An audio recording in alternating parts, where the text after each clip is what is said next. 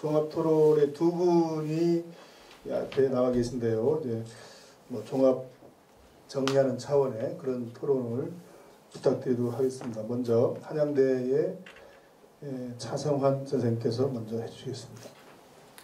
네, 안녕하세요. 차성환입니다. 네, 오늘 뜻깊게 제주도까지 와서 신동엽 관련된 학술 대회를 하고 또 내일 답사를 한다니까 굉장히 좀 기쁘기도 하고 좋은 일이라는 생각이 들고요. 오늘 많은 선생님들이 좋은 이야기 그리고 굉장히 핵심적인 키워드들을 많이 말씀을 하셨기 때문에 좀 이거를 연결해서 조금 재밌게 얘기할 수 없을까 고민을 잠깐 했었어요. 그래서 제주와도 연관된 것도 없을까. 그래서 신동엽이 쓴 그 산문 중에 오늘 베냐민의 희미한 힘, 과거의 희미한 힘이라든지 그리고 지정학적 어떤 상상력, 중립에 대한 거 그리고 농본적 상상력을 묶을 수 있는 좋은 출발점이 되겠다 해서 좀 메모를 해왔는데요. 전통 정신 속으로 결속하라라는 신동엽의 산문 중에 한 부분입니다. 짧으니까 한번 읽어보겠습니다. 제주에서 아리랑을 부르기 시작하면 2시간도 안 돼 평양 왕로까지 합창이 번질 것이다. 날짜를 택해 판문점이나 임진강 완충지대에 그리운 사람들끼리 모여 아리랑을 합창해보자고 제의하는 사람이 남북을 통해 아직 없다는 것은 쓸쓸한 일이다. 사실 60년대에 중립 통일론이라는 게 좀 대두되기도 했었고 신동엽도 이 중립 통일론에 어느 정도 그런 주장을 가지고 있었던 걸로 보여지는 문장인데요. 다른 시에서도 이 중립에 대한 아까 남기택 선생님 지정학 관련된 논문에서도 50페이지 보면 그 시 초기 애외 또는 말세라는 시 보면 나의 둘레는 진공이다. 그 진공에서 저도 관련된 논문을 쓰면서 그 진공이 신동엽 씨에 나타난 중립의 상상력의 가장 원형이 되는 어떤 시작과 같은 거다. 이렇게 쓴 적이 있는데 아마도 이 진공 그러니까 여러 시에서 나오죠. 술을 많이 마시고 난 어젯밤이라는 시에서 보면 남북이 대치된 상황이니까 서로 총칼을 들고 탱크가 다 이렇게 분단선 거기를 대고 서로 적대시하고 있잖아요. 근데 다 뒤로 돌아가지고 바다 쪽으로 다 걸어가면 다 쇠붙이를 다 몰아내고 껍데기를 다 버리고 우리한테 통일이 오지 않을까? 중립 완충지대 이런 이야기를 많이 했습니다. 근데 또 한편에는 중요한 게 시인정신론에 보면 산문에 정경인 사상이 있죠. 온전히 밭을 가는 자 그러면서 여러 단서들이 많이 있거든요. 역사밭을 갈자. 지금의 우리가 살고 있는 이것도 역사가 될 것이고 역사밭을 갈아서 어떤 다른 더 나은 삶 지금 분단의 상황에는 통일된 조국이라는 상황 그리고 더 나은 삶에 대한 더 나은 공동체에 대한 꿈을 계속해서 꿨다라는 걸 제가 보았습니다. 신동엽 씨에 분명히 있었다는 게 아마 다른 연구자 선생님들도 그렇게 아마 생각을 한 것 같고요. 진공, 중립 그리고 정경인 사상에서 보여지는 완충지대의 텃밭에 무엇을 심어서 무엇이 자란다면 어떤 나무가 필 거고 꽃이 자라잖아요. 어떤 가능성을 본 건데 아마도 이 농본적 상상력이라고 한 지점들이 우리가 아까 앞에서 유성호 선생님께서 발표하실 때 이제 토론 부분에서도 나오기도 하는데 아마 여기서 농본적 상상력 어떤 생산성 있는 그리고 운동성 있는 것들이 여기서 촉발되지 않았을까? 이제 그런 생각을 했습니다. 그래서 또 두서없긴 하지만 제가 또 들으면서 또 든 생각이 저는 굉장히 이게 중요한 부분이라는 생각이 됐거든요. 이거는 그러니까 유성호 선생님 발표문 중에 이제 도사리고 있는 복고적 보수성을 신동엽 씨에 있는 섬세하게 비판하는 일 또한 이루어져야 한다라고 하셨고 고명철 선생님께서는 그거에 대한 또 비판적인 또 이야기도 하셨는데 저는 이 독보적 보수성을 어떻게 볼 것인지 그러니까 아까 남기태 선생님도 신동엽 씨의 서사시가 가지고 있는 한계도 분명히 말씀하셨고 저도 이 신동엽 씨가 가지고 있는 복구적 보수성이 있다고 분명히 보거든요. 그렇지만 이거는 어떻게 보면 과거에 대한 그 베냐민식 아까 김은 교수님께도 말씀하셨던 베냐민식의 과거와 현재와의 대화, 미래와의 대화, 과거의 희미한 힘, 어떤 가능성을 붙잡으려는 것 때문에 끊임없이 동학에서 무언가를 답을 찾으려고 했고, 그리고 이 원수성, 차수성, 비수성이라는 이 세계의 어떤 역사 인식을 가지고 과거의 어떤 그 농본 세계에서의 그 어떤 충이라고 아노라 공동체의 세계를 꿈꾸는 것, 거기서 어떤 가능성을 발견하려고 하는 신동엽 씨만의 그 악정 고투가 아니었을까 이런 생각을 하게 됐고요. 그래서 이 우리 연구자들도 사실 물론 이 연구자로서 그 신동엽 씨가 가지고 있는 한계와 어떤 이런 복고성을 분명히 인지하고 그거에 대한 또 논문도 쓰지만 그걸 인정하고 또 그 안에서 또 가능성을 찾는 게 우리 연구자들의 몫이라는 생각이 들었습니다.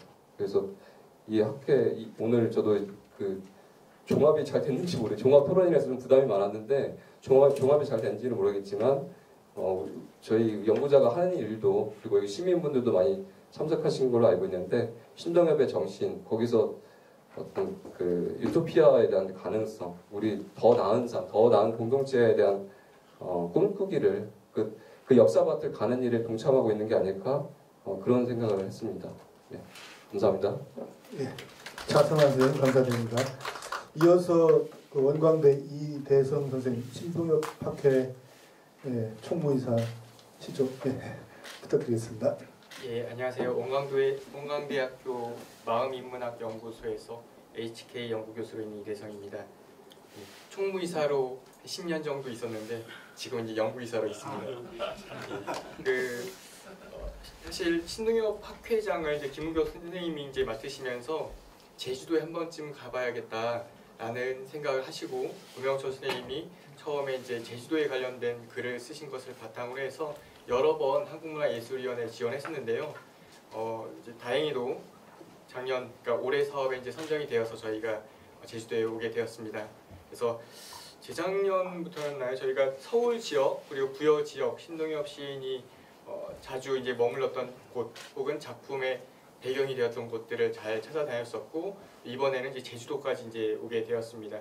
그래서 오늘 발표에서 사실 현장 답사와 글쓰기의 관계에 대해서도 저는 이제 몇 번 나왔던 것 같아요. 그래서 교육에서도 답사와 글쓰기의 관계도 이제 말씀하셨는데 사실 글을 쓴다고 했을 때 꼭 그 장소에 가봐야 하나? 라는 질문들도 해볼 수 있는데 과연 그렇다면 신동엽 시인에게 있어서 장소가 어떤 의미를 갖고 있게 되었을까? 이제 그런 질문들을 이제 던지게 됩니다. 그래서 오늘 말씀 나온 것 중에서 제주라는 장소의 특수성을 이제 어떻게 생각해 볼 것인가 라고 할 때 단순히 남과 북의 어떤 극단적인 한 지역을 의미하는 것인가? 그렇지 않을 수 있다. 어떻게 보면은 마지막까지 밀려난 자들이 모여있는 자리 그것이 수평적으로 하나의 진을 형성할 수 있다라는 말들. 그래서 과연 이제 남과 북까지 어떤 끝과 끝까지 이제 몰려난 사람들이 마지막까지 생존하면서 투쟁하는 그리고 동시에 아까 또 말씀하셨지만 남과 북에서 바깥으로 쇠붙이들을 밀어낼 수 있는 자리들로서 어떤 제주가 큰 의미를 갖고 있게 되는 것이 아닌가라는 생각들을 해봤습니다. 그래서 그런 힘을 조금 저도 이제 배우고 싶다. 그런 강인한 힘들이 아마도 교육을 통해서 또 전달될 수 있지 않을까라는 생각들을 해봤습니다. 사실 저는 이제 신동엽 시인의 일기에서 이제 그런 부분들이 잘 이해가 안 됐어요. 처음에 방문했을 때는 구제받아야 할 땅이다.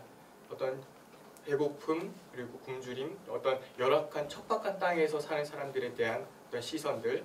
그런데 마지막에 뒤로 갈수록은 그 안에서 굉장히 강인한 생명력을 발견하는 그런 부분들. 그래서 저는 오늘 고명철 선생님 보자마자 굉장히 기가 세신 것 같다라는 말을 했는데 뭔가 제주도 분들 보면은 어떤 이 신동엽 시인을 통해서 이제 보다 보니까 뭔가 강인한 힘들 저도 모르게 이제 느끼는 것 같아요. 그래서 저는 내일 고민 선생님의 안내를 따라서 제주도를 밟아가는 과정에서 오늘 발표에서 들었던 부분들 과연 쉽게 남북이 통일을 이루는 동일성의 세계는 굉장히 간단하죠. 근데 그렇지 않고 과연 복수성을 유지하는 힘은 무엇일까? 과연 굉장히 무수한 잡종들이 모여서 어떤 커다란 세계를 구축해가는 힘은 무엇인지에 대해서 한번 고민해보고 싶고, 또 여러 사람들이 모여서 답사를 갈 때 나누는 대화들이 저에게 어떤 또 하나의 생명력으로 다가올지에 대해서도 계속 고민해볼 수 있는 그런 자리가 됐을 것 같았습니다. 그래서 과연 이런 중요한 터전들을 직접 발로 밟아보고 또 여러 사람들과 대화함으로써 나의 자생력을 얻어가는 힘들에 대해서 이번 발표와 또 내일 답사를 통해서 계속해서 생각해 보려는 그런 중요한 계기였던 것 같습니다. 그래서 이 자리를 마련해 주신, 그리고 여러 번 지원해서 낙방하고 낙방 끝에 오늘 이렇게 선정이 되었는데 김홍규 선생님께 정말 감사드리고요. 함께 이 자리를 채워주신 여러 선생님들께 너무나도 감사드립니다. 고맙습니다. 네, 오늘 이제 좀 남은 시간 조금 더 이어가 보겠는데요. 박소용 선생님이 신동엽 씨의 국어교과서 제재 선정의 제 문제에 관해서 이제 좋은 발표를 해주셨고, 이제 박종호 선생님이 토론도 있었는데 조금 더 여기에 북일고 선생님이시고 교과서와 신동엽에 대해서 연구 발표를 하기도 하셨던 이제 정지영 선생님이 와 계십니다. 한 말씀 듣는 것이 좋을 것 같습니다. 부탁드리겠습니다. 안녕하세요. 저는 천안에 있는 북일고 교사 정지영이고요. 예. 오늘 저희가 고등학교 3학년 학생들이 모의고사를 봅니다. 그래서 저 수업이 없어서 오늘 와서 많이 배우고 갔고요. 오늘 또 맹문재 선생님의 어떤 강의를 듣고 수학여행에 대한 어떤 계획도 세웠고요. 이런 말씀을 좀 드리고 끝내도록 하겠습니다. 일단 학교 현장에서 작년에 어떤 식으로 신동엽 시인이 회자되고 있는지 논의되고 있는지를 좀 말씀을 좀 드리면서 작년에는 발표 말미에 선생님들께 연구하시는 선생님들께 윤동주 시인의 철험이라는 책이라든지 또는 동주라는 영화처럼 아이들이 좀 많이 관심을 갖고 이야기할 수 있는 여건이 조성돼야 된다. 그래야만이 신동엽 시인이 좋은 작품이 우리만 좋아하는 게 아니라 학생들과 우리 많은 국민들이 서로 나누면서 생각하고 어떻게 보면 아름다운 세상을 만들어갈 수 있지 않을까. 그러니까 이런 터전을 만들어 주십사 말씀을 좀 드렸었는데요. 오늘도 그 말씀을 좀 드리고 싶습니다. 그러니까 아까 맹문재 선생님이 말씀하신 그 이야기가 어떤 제가 아이디어를 받았냐면, 저희 같은 경우는 이제 수학여행을 대부분 세월호 사건 이후에 제주도로 옵니다. 근데 제주도로 왔을 때 대부분 수학여행 코스가 4.3 평화기념관입니다. 근데 거기 가거나 아니면 좀 더 고민을 해서 어떤 선생님들이 좀 계획을 하면 너분숭이 기념관까지 가죠. 근데 이것 말고는 없습니다. 따라서 4.3과 현기영의 순이 삼춘, 제주 4.3 평화기념관 이 정도에 머물고 있었는데, 만약 아까 말씀하신 제주 기행문인가요? 예, 제주 기행. 그 책에 나와 있는 관덕정에 나와 있는 아주 충격적인 장면이긴 합니다만, 그 장면에 대한 이야기가 스토리텔링 되고 많은 사람들에게 공유가 된다고 한다면, 어떻게 보면 지금까지는 현기영의 어떤 작가, 물론 또 작품이 나오긴 나왔습니다만, 새로운 어떤 관점에서 학생들하고 같이 나눌 수 있는.